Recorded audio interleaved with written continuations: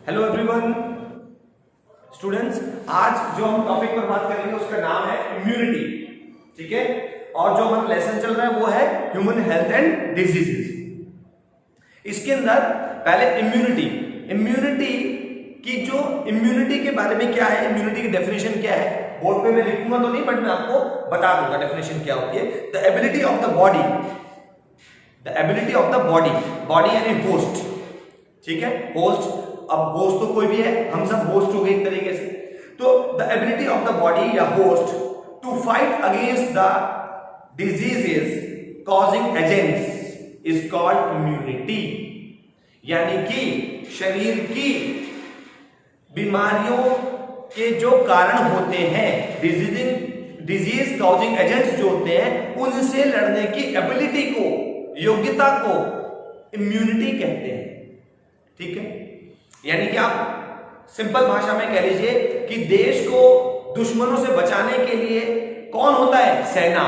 तो सेना कौन है? हमारे शरीर में इम्यूनिटी। ठीक है, इट मींस इम्यूनिटी आप अगर देश के साथ कंपैरिजन करें तो वो सेना जो कि हमें देश बाहरी खतरों से बचाती है। ठीक है, दूसरे मुल्कों के दुश्मनों से हमें बचाती है, वो सेना है। अब सेना भी तो दो प्रकार की होती है ना। एक सेना वो होती है जो इंटरनली काम करती है, एक सेना वो होती है जो बॉर्डर्स पे काम करती है। ऐसे इम्यूनिटी भी दो प्रकार की होती है। ठीक है, इम्यूनिटी जो है वो दो टाइप की होती है। एक है इनेट इम्यूनिटी,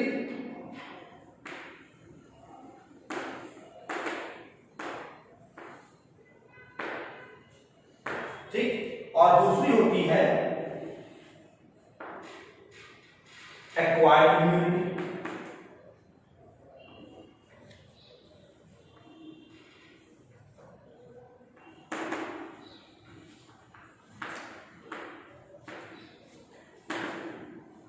ठीक है, तो इम्यूनिटी दो टाइप की है, एक तो है इनेट इम्यूनिटी और दूसरी एक्वायर्ड इम्यूनिटी। अब जो इनेट इम्यूनिटी होती है, ये कौन सी इम्यूनिटी है? ये इनबॉर्न इम्यूनिटी, यानी कि पैदा होने के साथ हमारे पास।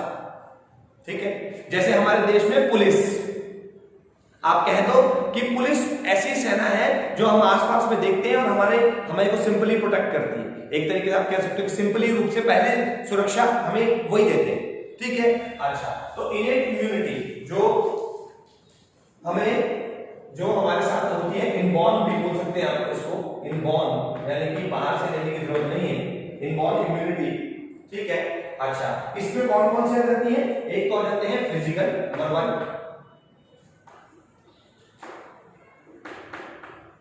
Physical barriers.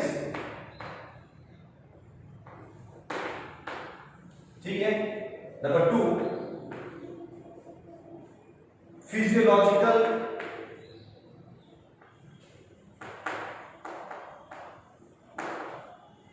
Barriers.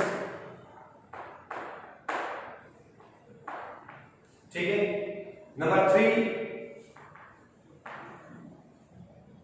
Cellular barriers.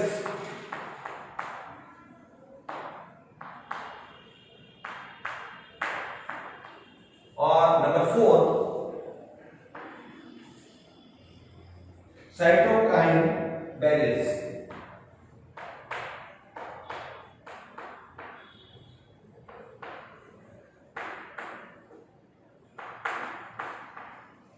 तो जो इनेट इम्यूनिटी है, यानी कि जो इनबॉर्न इम्यूनिटी है, ये फर्दर आपका टाइप्स में डिवाइड हो रखी है, देखो आगे। ठीक है, ये 4 टाइप में डिवाइड है, physical barriers, physiological barriers, cellular barriers और साइटोकाइन बैरियर्स। उसके बाद एक्वायर्ड इम्यूनिटी कौन सी है? जो कि एडेप्टिव इम्यूनिटी होती है। एडेप्टिव का मतलब होता है कि बाद में लेने वाली, जिसको हम बाद में धारण करते हैं। ठीक है, तो ये एडेप्टिव हो जाएगी, ये एडेप्टिव होती है।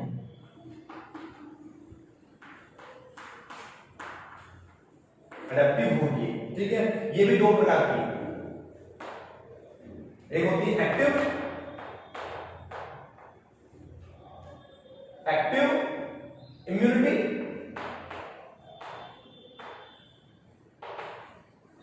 और दूसरी इसमें होती है एडेप्टिव का दूसरा जो पार्ट होता है वो होती है पैसिव इम्यूनिटी।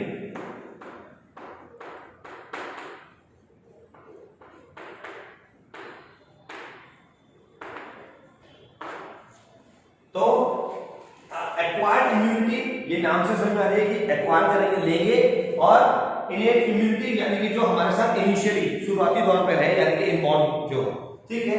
एडेप्टिव 2 प्रकार की है, एक्टिव इम्यूनिटी और पैसिव, और इनेट इम्यूनिटी 4 प्रकार की है, फिजिकल, फिजियोलॉजिकल, सेलुलर और साइटोकिन। तो अब ये तो हो गया इम्यूनिटी के डेफिनेशन, हम पहले बात कर चुके थे, उसके टाइप की बात कर ली कि उसके टाइप कौन कौन से। अब है इम्यूनिटी की जो पढ़ाई होती है, ठीक है, उसको क्या कहते हैं, वो क्या है, ठीक है। तो इस पढ़ाई को कहते हैं इम्यूनोलॉजी। तो हम बात यहाँ पे इम्यूनोलॉजी की कर रहे हैं एक्चुअली में देखा जाए, ठीक है, क्योंकि हम इम्यूनिटी के बारे में पढ़ रहे हैं। तो ये इम्यूनोलॉजी, ये माइक्रोबायोलॉजी की एक ब्रांच होती है, ठीक है। इस ब्रांच के अंदर माइक्रोब्स जो कि बीमारी फैलाएंगे, पैथोजेंस जो कि बीमारी फैलाएंगे, और उन बीमारियों से बचने के लिए डिफेंस मैकेनिज्म क्या है, ठीक है, वो है इम्यूनिटी। तो इन दोनों चीजों को हम लोग पैरेलली पढ़ते हैं। तो इनकी स्टडी, ओवरऑल स्टडी को क्या कहते हैं, इम्यूनोलॉजी, ठीक है, ये चीज है। अच्छा, तो अब यहाँ पे हम दोबारा से इम्यूनिटी की बात कर लेते हैं। इम्यूनिटी यहाँ पे 2 प्रकार की है। तो पहली इम्यूनिटी उठाएंगे इनेट इम्यूनिटी। पहले इनेट इम्यूनिटी की बात कर लेते हैं। It refers to non specific type, ये एक नॉन स्पेसिफिक टाइप है of defence elements with which an individual is born and which are always available to protect the body. ये नॉन स्पेसिफिक है। नॉन स्पेसिफिक का मतलब क्या हो गया कि कोई पर्टिकुलर पैथोजन को नहीं मारेगा। ये तो सभी प्रकार के लिए, मैंने कहा ना आपको कि पुलिस जो भी कोई दंगा करेगा, कोई भी जाति धर्म का व्यक्ति दंगा करे, कोई भी आ जाए उनको पकड़ेगा। अब कमांडोज कब बुलाए जाते हैं, किसी पर्टिकुलर टाइप के, कोई आतंकवादी घुस गए, टेररिस्ट आ गए, तो स्पेशल फोर्सेस बुलाई जाएगी, ठीक है। एक्वायर्ड इम्यूनिटी बाहर से लेनी पड़ेगी, एक्वायर्ड इम्यूनिटी है, यानी कि स्पेशल फोर्सेस, आर्मी बुलानी पड़ेगी। एग्जांपल देके समझा रहा हूं। अब पैसिव ये वाली जो इनेट इम्यूनिटी है, ये हमारे साथ नॉर्मली मौजूद है। अब पुलिस क्या करती है, फिजिकल बैरियर्स, जैसे ये करेगी इम्यूनिटी, बैरियर लगा के रोकने की कोशिश करेगी। कोई मान लीजिए कोई अंदर आ गया, एंटीजन अंदर एंटर कर गया, या कोई पार्टिकल अंदर एंटर कर गया, तो फिजिकली रूप से रोकने की कोशिश करेगी, ठीक है।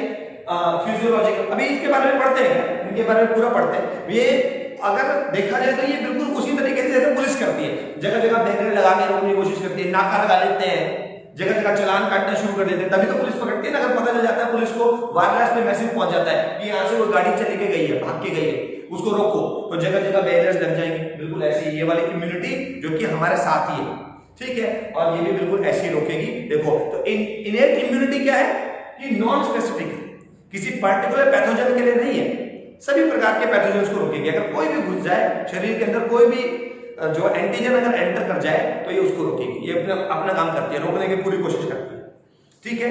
अच्छा, अब देखिए आगे क्या बोलता है। It consist of 4 types of barrier systems that prevent the entry of pathogens और फॉरेन एलिमेंट्स। यानी कि इसके पास इनेट इम्यूनिटी के बाद 4 प्रकार के बैरियर सिस्टम है जो कि रोकने की कोशिश करेंगे एंटीजन को या फॉरेन पार्टिकल्स को। अब नंबर 1 पहला है फिजिकल बैरियर्स, ठीक है। अब फिजिकल बैरियर्स में क्या आता है, इसमें आ जाता है skin is the first line of defence. It prevents the entry of the pathogens into the body. Mucus coating of epithelium lining in the respiratory system, GIT and urogenital tracts, ठीक है। Also help to trapping microbes. यानी कि एक तो skin हो गया physical barrier में, इसके अलावा म्यूकस लाइनिंग हो गया। अब ये म्यूकस लाइनिंग कहाँ है, म्यूकस लाइनिंग आपका रेस्पिरेटरी सिस्टम के अंदर भी है और आपका डाइजेस्टिव सिस्टम के अंदर भी है, यहां तक कि यूरोजेनिटल ऑर्गन्स के अंदर भी है। इट मींस अगर गलती से कोई नाक के माध्यम से घुसने की कोशिश करेगा तो पहले तो स्किन बचा लेंगे, बाहर से अगर स्किन बचाती है, यहां से कोई एंटर नहीं करने देगी माइक्रोब्स को। अगर नाक के माध्यम से घुस भी जाए, एंटर भी कर जाए, तो नाक में क्या मौजूद है, जो एपिथेलियम लाइनिंग होती है उसमें क्या मौजूद होती है, म्यूकस की कोटिंग मौजूद है। वो म्यूकस रोक ले, ठीक है, वो बलगम ट्रैप कर लेगा, तो क्या होगा, फिजिकल बैरियर होगा। इसके अलावा अगर आगे तक चला गया, मान लेते हैं मुंह के माध्यम से अंदर एंटर कर गया, तो ओसोफेगस से लेकर के आगे नीचे तक जितना भी हमारा डाइजेस्टिव सिस्टम है उसमें किस चीज की कोटिंग है, म्यूकस की कोटिंग है, म्यूकस ट्रैप कर लेगा।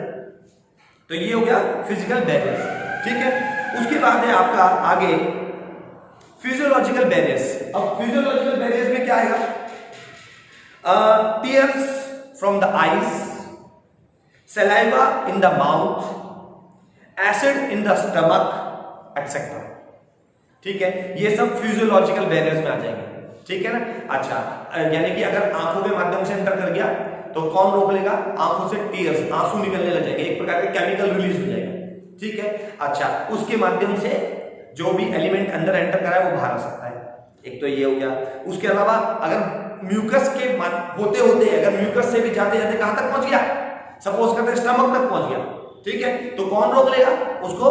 एसिड रोक लेगा, स्टमक के अंदर एसिड मौजूद है, या फिर मुंह के अंदर ही कौन मौजूद है? सलाइवा मौजूद है, वो रोक लेगा। तो इस तरीके से ये फिजियोलॉजिकल बैरियर्स हो गए। उसके बाद है सेलुलर बैरियर्स।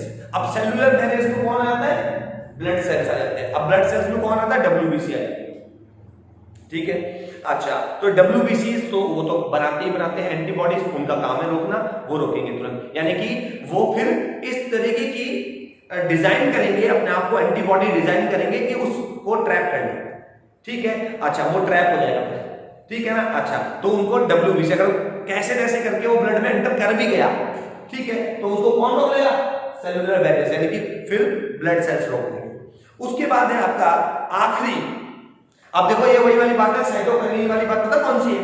ये वही वाली बात है कि कोई देश की सेना अंदर तक एंटर कर गई है, तो अब मान लेते हैं अंदर तक एंटर करके उनको पुलिस ने बहुत रोकने की कोशिश करी। आखिरी हथियार क्या है हमारे घर में? कोई ना कोई चक्कू, डंडा, कुछ ना कुछ ऐसा। अब हमारे ऊपर अटैक होने लग जाए, घर के अंदर एंटर कर जाए, तो अब कैसे रोकोगे? आखिरी अब हमारे हाथ और हमारे घर के अंदर कुछ भी छोटा मोटा है ना, वो हमारा हथियार है आखिरकार। तो वही फिर बाद में ये जो साइटोकाइनिन बैरियर है ये वही काम करते हैं, ये वही चीज है। अब क्या हुआ कि ब्लड के माध्यम से भी होता हुआ अभी उसको WBC भी नहीं रोक पाए फॉर एग्जांपल, तो आखिरकार वो किसी टिश्यू के पास पहुंचे, यानी कि किसी सेल के पास पहुंचे। अब जिस सेल के पास वो पहुंचेगा, वो सेल जिसको उसने इंजर्ड कर दिया, यानी कि सेल को खराब कर दिया, वो सेल अपने चारों तरफ एक क्या बना लेगा? इंटरफेरॉन्स बना लेगा, एक प्रोटीन रिलीज करेगा जिसको बोलेंगे इंटरफेरॉन्स। वो प्रोटीन क्या करेगा कि आसपास के सेल्स को प्रोटेक्ट करने की कोशिश करेगा कि चलो भाई मैं तो सेल तो खुद खराब हुआ ही हुआ है, बाकी आसपास के सेल्स खराब ना हो जाए। जैसे वही वाली बात, सिंपल सा एग्जांपल कि अब आप सारे घुस के अंदर एंटर कर गए, कुछ टेररिस्ट अंदर एंटर कर गए, तो आप क्या करोगे? आपके पास जो भी डंडा हथियार है उठाओगे, जोर से चिल्लाओगे, ठीक है, खुद से फाइट करने की कोशिश करोगे, यही करेंगे ना, अपने हाथों से लड़ने की कोशिश करेंगे, ठीक है, और चिल्लाने की कोशिश करेंगे जिससे आसपास के लोग बच जाए, भाग जाए, या तो छोड़ करके भाग जाए या बचाने के लिए आ जाए, कुछ इस तरीके। तो वही सिस्टम यहाँ बॉडी के अंदर जो है कि आखिरकार अगर एंटीजन एंटर ही कर गया, पहले तो फिजिकल बैरियर नहीं रोक पाया, सपोज स्किन नहीं रोक पाई या म्यूकस नहीं रोक पाया, फिर उसके बाद अंदर और भी पार्ट्स मौजूद थे, एसिड मौजूद था, टीयर्स मौजूद थे, वो भी नहीं रोक पाए, फिर आखिरकार एंटर करके ब्लड में, अब ब्लड के अंदर सर्कुलेट करेगा पूरी बॉडी में, तो उसको WBC रोक लेंगे। WBC भी नहीं रोक पाए तो फिर जाएगा साइटोकाइनिन बैरियर्स के पास, आखिरकार पर्टिकुलर सेल के पास जाएगा या पर्टिकुलर टिश्यू के पास जाएगा। वो टिश्यू भी, उस टिश्यू के जो सेल्स होंगे वो भी अपना एक सेल्फ डिफेंस मैकेनिज्म करेंगे। जैसे ही वो इंजर्ड करेगा सेल को, तो वो रिलीज क्या कर देंगे? इंटरफेरॉन नाम का प्रोटीन रिलीज कर देंगे, जिससे आसपास एक कोटिंग हो जाएगी, तो बाकी के सेल्स जो है वो प्रोटेक्ट हो जाएंगे, ठीक है। अच्छा, ये था इनेट इम्यूनिटी यानी इनबॉर्न इम्यूनिटी के बारे में। अब हमने एक्वायर्ड इम्यूनिटी के बारे में पढ़ना है। अब एक्वायर्ड इम्यूनिटी का जो टॉपिक है वो थोड़ा लंबा है, उसके बारे में हम लोग अब कल बात करेंगे, तो अब हम लोग कल मिलते हैं, ठीक है। Thank you very much.